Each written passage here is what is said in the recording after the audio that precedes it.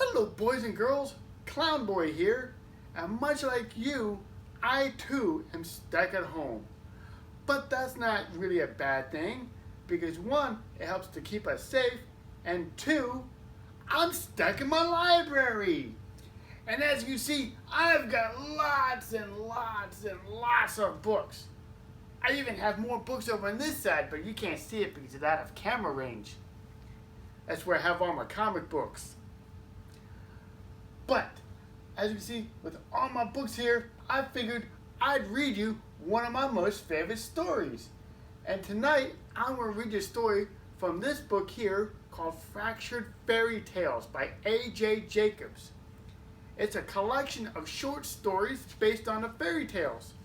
I'm going to put my bookmark up there so I wouldn't lose my place. And I'm going to read to you tonight the story of Cutie and the Beast. That's right, you heard that correctly. Cutie and the Beast. There once lived an old man who had nothing to do. It wasn't that he was lazy, it was just that he was a clockmaker. The only trouble was that clocks hadn't been invented yet, so none of the clever little clocks that he made worked. And making clocks that don't work is really nothing to do. He was very lonely. To pass the time, he would play hide and seek with himself. 3, 2, 1, he would shout, "Ready or not, here I come." And he would search behind the bed, behind the dresser, and behind the desk, but he could never seem to find himself. "Now where could I be?" he would shout, tearing at his hair. Not a very happy existence. But one day, something happened to change all that. He was in the woods gathering nuts for the winter when he chanced to see a box that was partially hidden behind a large tree. "A box!" he shouted. "Hooray! I will take it home and turn it into a clock that doesn't work." But as he came around the tree, his eyes widened with surprise. The box had something in it. Something with legs and arms and a head. "Who are you?" asked the old man. "I'm a baby who'd been left here in the woods by my wicked stepmother," said the something. "Baby?" asked the old man. "How old are you?" 16. So she wasn't the youngest babe in the woods, but the old man took pity on her anyway and carried her home and raised as his own daughter. Then, one day, exactly a year to the day after he found her in the box, the old man turned to the girl. "Cutie Lou," he said. He called her Cutie. He called her Cutie Lou because she was indeed cute. You know, kind of like the medieval version of a supermodel. "Cutie Lou, this is your birthday, and I'm going to go out and find you a gift." He set off into the wilderness and soon came to a soft wooden glade. There, he found some beautiful flowers made of solid gold, or at least gold plating. Perfect, he figured, for his daughter's hair. But no sooner had he picked one of the flowers when with a mighty roar, a great beast suddenly jumped from the nearby thicket.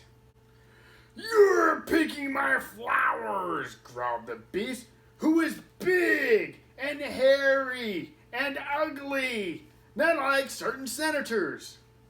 "For that I will eat you." "But," protested the old man, "I only picked one."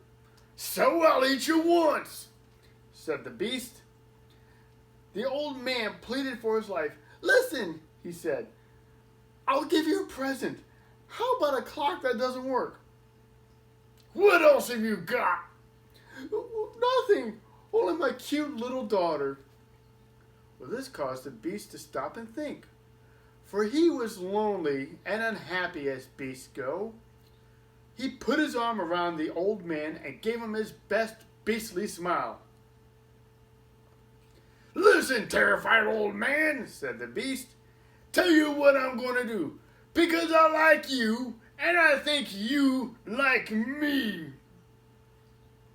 I think we really have a bond here, you know." And then the beast said some things that only the old man could hear. We'll have to find that out later. Soon, the old man arrived back at the house. "Do I have a surprise for you?" he told his daughter, Cutie. "What is it?" she asked breathlessly. "I gave you to a beast." With that, the girl started ahead for the door, ready to climb back into the box and abandon herself in the woods again. But the old man quickly explained it wasn't as bad as it seemed.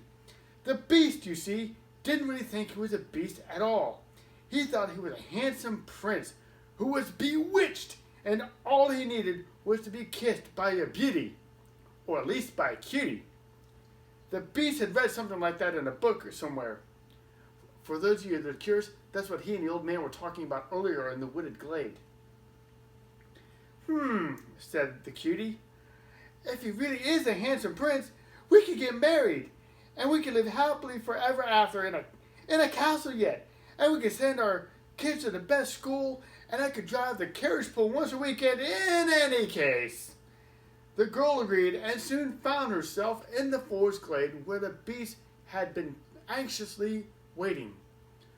"Well, let's get this over with," she said, and she kissed him on the left furry cheek to break the spell. "Strange," said the beast. "I didn't hear any bells, or whistles, or see fireworks or anything. How do I look?" "Horrible," said the girl. "Nothing happened. Maybe I kissed the wrong cheek." So she kissed him on the right, even furrier cheek. Still nothing. "Maybe," reasoned the girl, "you've got a different kind of spell, like amnesia or something. Perhaps a swift blow to the head."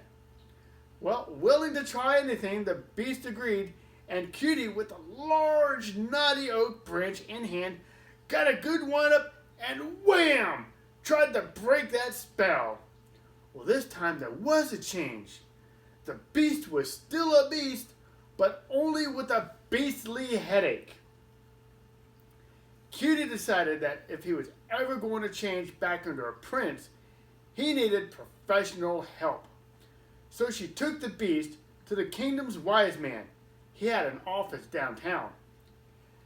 The wise man led the beast through a waiting room and onto the couch. The wise man took up a pen and pad and asked, "Now, how long have you been having this feeling that you've been bewitched as a beast?" he asked. "Well, it started when I was a little monster, only 5 years old," said the beast. 7 hours and $800 later, the wise man came to the waiting room where Cutie was flipping through the latest issue of Castle and Garden. "I wish to announce that he is cured," said the wise man. "You mean he really is a handsome prince now?" asked Cutie. "No, but he thinks he is." And with that, the beast dashed out, wearing a robe and a crown and a toothy smile. He grabbed Cutie around the waist and gave her his best Fred Astaire Ginger Rogers dip. "Alas, fair maiden, it is I, Prince Charming," said the beast. Cutie rolled her eyes. She had to make at least one last desperate effort. Well, knowing that it's witches that cast these spells, she rushed the beast to a local witch. "Well, I've never turned any princess into beast, honey," said the witch. "I'm more of a poison apple type.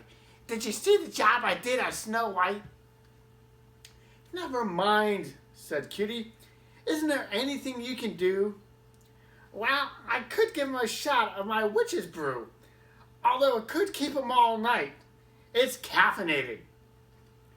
Well, the beast didn't mind, so he dipped a cup into the giant boiling pot and gulped it all down with one gulp.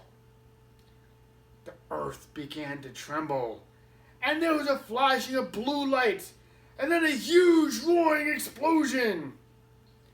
but there was no change. He was still a beast and would always be a beast. Cutie was very sad, and so said the beast was he. I'm very sad, said the beast, but thanks for your trouble. See you. And with that, he bent down on one knee and kissed Cutie's hand. And that's when something completely unexpected happened. In a blinding flash, Cutie turned into a beast. For it was Cutie that was the bewitched one. She was a girl beast all along. And as usually the case, it was a happy ending. They were married, and as far as anybody knows, are still living a beastly happy existence to this very day. The end. Well, boys and girls, I hope you really enjoyed that story. Like I said, this is one of my favorite ones from Fractured Fairy Tales. And if you liked that, maybe I'll read you some more stories next time. But until then, I think it's bedtime.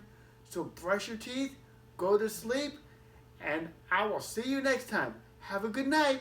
Bye-bye.